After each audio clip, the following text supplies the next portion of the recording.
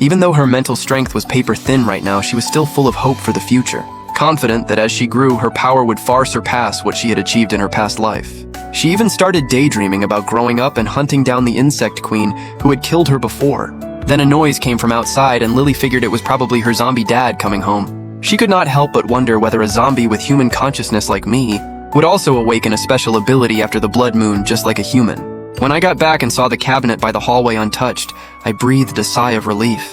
It was the first time since arriving in this world that I felt like I had something to come home to. I moved the cabinet aside, rushed to the bedroom, and found Lily awake, staring up at me with wide, calm eyes, and even though I had never even been in a relationship. In that moment, I actually felt like a dad. Then I headed to the kitchen. But with no running water or electricity, I had to use bottled water to mix the formula. While I stirred the formula, Lily was busy studying her zombie dad. She noticed I had changed, but not drastically, though I at least looked a little more human than before. This was different from any zombie evolution type she knew of from her past life back then. Zombies had many evolution paths, like the tank-type zombie, which grew massively in size with incredible defense, built like a living tank on the battlefield, and a nightmare for any survivor. She had held high hopes for what a special type of zombie would evolve into after the blood moon.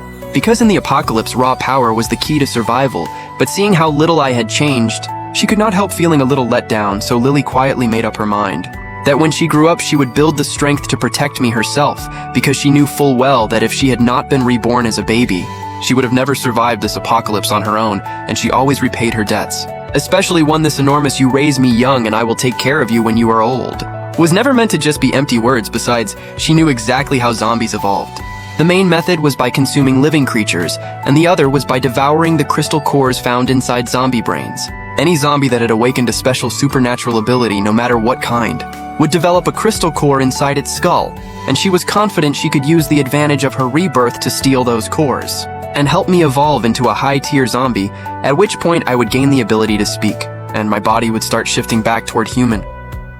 I had no idea what was going on in the little one's head. I just saw her staring up at me with big round eyes and found it hilarious. Even though I could not talk, I did my best to gesture at her, trying to let her know I had arranged 2 zombie bodyguards and even brought her toys. And on top of the toys, I had even grabbed some test prep books and other reading materials. It suddenly hit me that I had never given Lily a name, so after thinking it over, since we were living on the 7th floor, I decided to give her the nickname Lucky 7, hoping the name would always remind us of the good days we had in our little home on the 7th floor, and I was pretty happy with everything I had collected in one night. Figured it was enough to keep me and Lucky 7 going for a long time, and given the uncertainty of the apocalypse, I decided to lay low at home for a while and make sure things were safe before heading back out.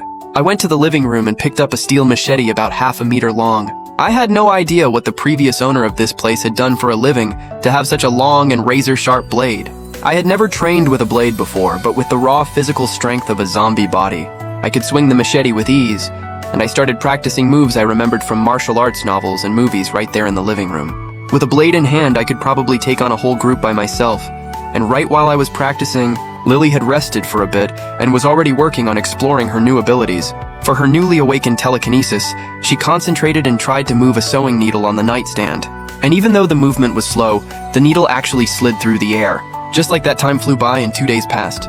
Both of us had been keeping pretty busy, and after finishing feeding Lily one afternoon, I heard something outside and looked through the balcony window to see down on the street. 2 zombies tearing into each other with no food involved. It was pure aggression. This was not normal zombie behavior from anything I had seen before, and since the 7th floor was too high to see clearly, I went straight down to the 4th floor to get a better look. One zombie was nearly 2 meters tall, massive and incredibly built. The other was lean and wiry, but its claws were sharp as daggers. The tank-type zombie had incredible defense, while the agility type hit hard, but struggled to break through the armor.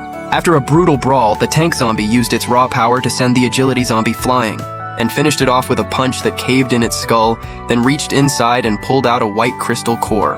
I was stunned by how far above my level these 2 zombies were, and I was glad I had been cautious enough not to go outside. This world was way more brutal than I had imagined, and I definitely could not let a little bit of evolution go to my head. Watching the tank zombie pull out that crystal core, I felt a powerful craving stir inside me, an instinct telling me that core would do something good for my body. Could it be that these 2 zombies had been fighting just to get each other's crystal cores, and after the big zombie swallowed the white core, it beat its chest and let out a roar, then slammed into the cars around it? And the nearby regular zombies all flinched at the commotion and instinctively backed away, giving it a wide berth. clearly afraid of it on a primal level, I guessed that crystal cores might boost a zombie's evolved abilities. Especially since the raw hunger I felt looking at that core was way stronger than my urge for flesh. If I could get my hands on a crystal core, it would definitely level up my zombie control ability.